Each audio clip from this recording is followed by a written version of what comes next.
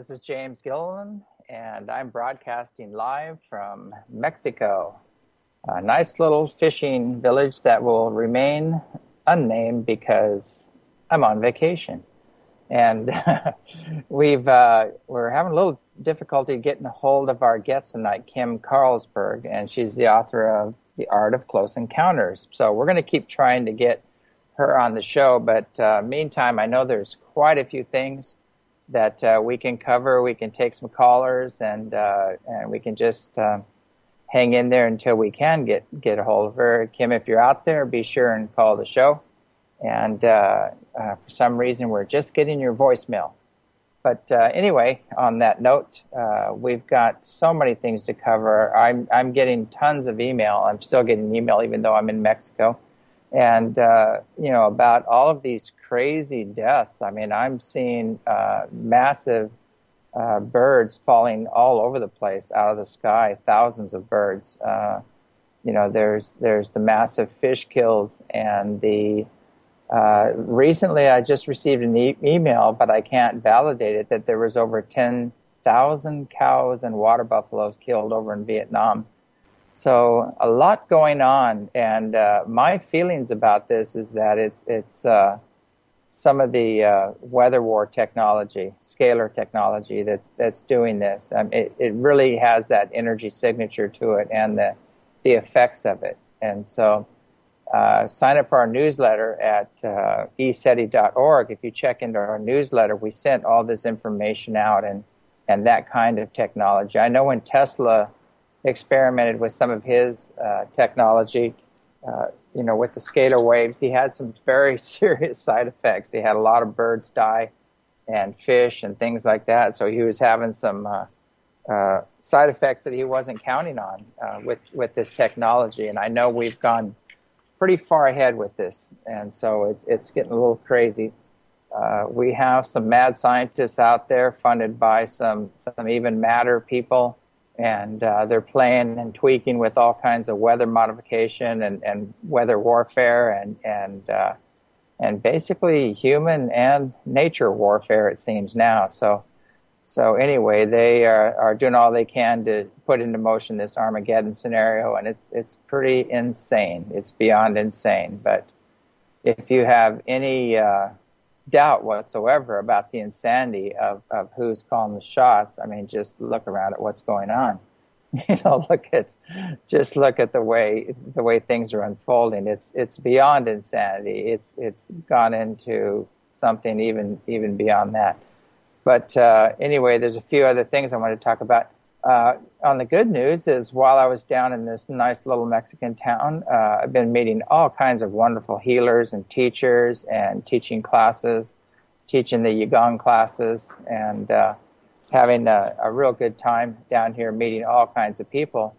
And funny little story happened. I was down talking to a group about UFOs, and some of them in the group were kind of conservative, you might say, and I think I kind of tweaked their minds a little bit, and then I walked away, and we left, and one went on down to the one went on down to the beach, and then another good friend was down there as well, and several people in the town saw this, and it was pretty amazing what happened. This ship came in out of nowhere, this huge fireball. It was orange and gold or yellow flames. This flaming fireball came in off the ocean right towards this little town, cutting across, and all of a sudden it just split. It split into two pieces, and the pieces that came off it were bluish green is what I was told. And as they split off of it, they went off looked like intelligent control, off in their own little directions, and were moving all over the place after the event, not just like you would expect from any kind of a meteor or something of that nature. So multiple witnesses on this one, and I thought it ironic, just after we had that conversation and they walked down to the beach, that everybody got to see it, and I was just overwhelmed by people that knew me, that knew I was here. They contacted me and and gave us the story. So there's multiple witnesses on that, and they're here. I know the other thing going on too is that the Moscow sightings that were prophesized by the NORAD guy who just died. God, I'm trying to remember his name, but it'll come to me. But anyway, he, one of his last statements was the next big event was going to be over Moscow, a major UFO appearance over Moscow. Well, if you Google it, just Google 2011 UFOs over Moscow and see what comes up, because there's all kinds of sightings and footage and everything coming up of these incredible ships over Moscow. So now, he's 2 for 2. So it's tough to argue with that. But unfortunately he just died, so we won't be getting any more prophecies out of that. But basically, he said it's a demonstration that they are here to help. They will be moving in now, helping us out with our environment and helping us through these major changes that we're undergoing. And there are people out there that are still saying, nothing to see here, folks, nothing happening, keep walking, keep shopping. And I'm just blown away. I don't know where these people live or what their agenda or intent is, but it is so obvious now with all of these crazy events happening and the earthquakes escalating. The entire earth is shaking right now. It's ringing like a bell. All the seismic units everywhere around the globe are going off. And I've sent that out over the list, all of that information as well. So the sun came up 2 days early over in Greenland, which I think is big news. I mean, this has the scientists baffled as well. So any way you look at it, there's no way of getting around it. There are major changes afoot. Things are happening. This isn't prophecy. This is science. This is documented events that are unfolding as we speak. And as we've been talking about for a long time, that things are going to escalate. And we don't have to wait till 2012 because we're in it now.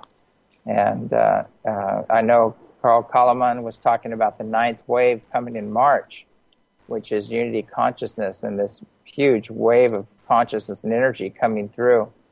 And everything that's out of alignment with unity, the frequencies of tyranny and greed and separation against us, all those programs are going to be folding in on themselves. So it's going to get even more and more interesting here. Basically it's on. There's no doubt about it. There's no way of avoiding it. The earth changes are on. I received some information too where they talk about these king tides that are happening over in Australia, and where all these rivers are backing up, and some of the places have extreme rain, and the rain doesn't have anywhere to go because the oceans are rising. And people keep coming across with these theories. Well, it's like ice in a glass of water.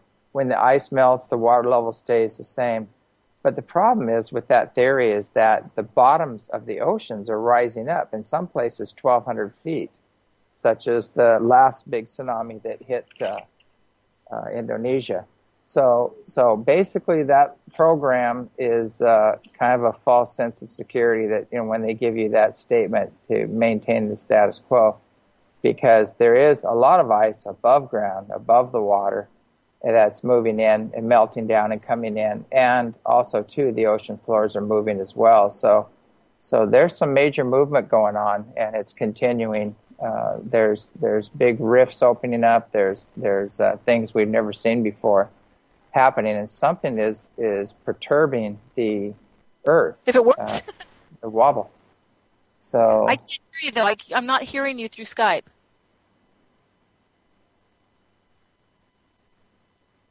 Okay, I think we've got Kim on the show. Kim, are you here? Hi. I can barely hear you. So I'm going to switch back over to the phone. Okay. Something is not working here. Hold on just 1 second. Let me check my preferences here to make sure something didn't get switched. in sound, USB headset. How are we doing? Can you hear me? I hear you fine. How about, can you hear us? Yeah, I can't hear you. So I'm going to take these headphones off and go back to the cell phone. Okay.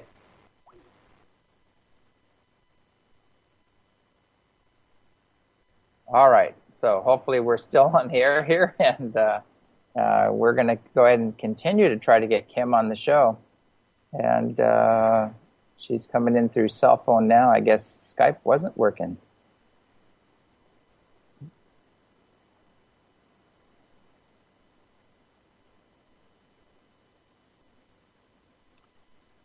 Hopefully BBS can patch her in. Okay, I think we have Kim with us. Kim, are you with us? I'm here. Great. Hi, is this James? Yeah. So, I did a short little intro.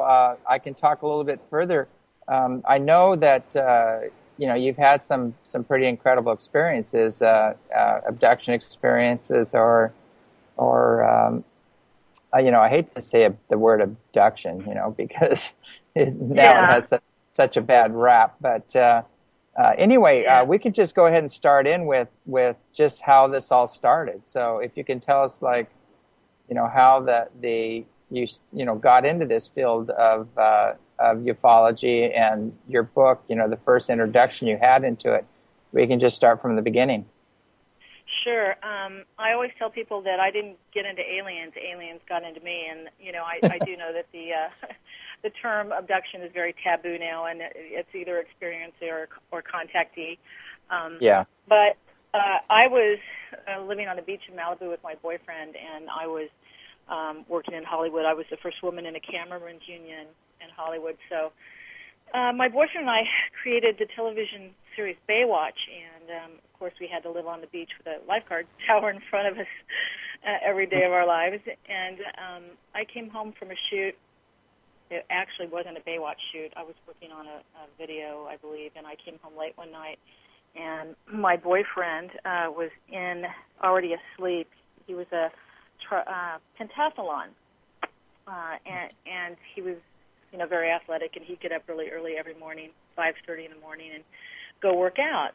So I came home one night, a little bit after midnight, and I put my feet up in the window. I, pulled a chair up to the windowsill, and we had this beautiful view of the South Bay in Los Angeles, the whole bay, and I was just kind of, staring at the horizon, and I saw a light on the horizon that was very, very bright, and it was, I knew it wasn't a star, and I knew it wasn't a boat, and as I sit there contemplating what it was, it shot across the horizon from, the south of the South Bay, which is Palos Verdes, to the north of the bay, which is Point Doom, in just, a flash, an instant.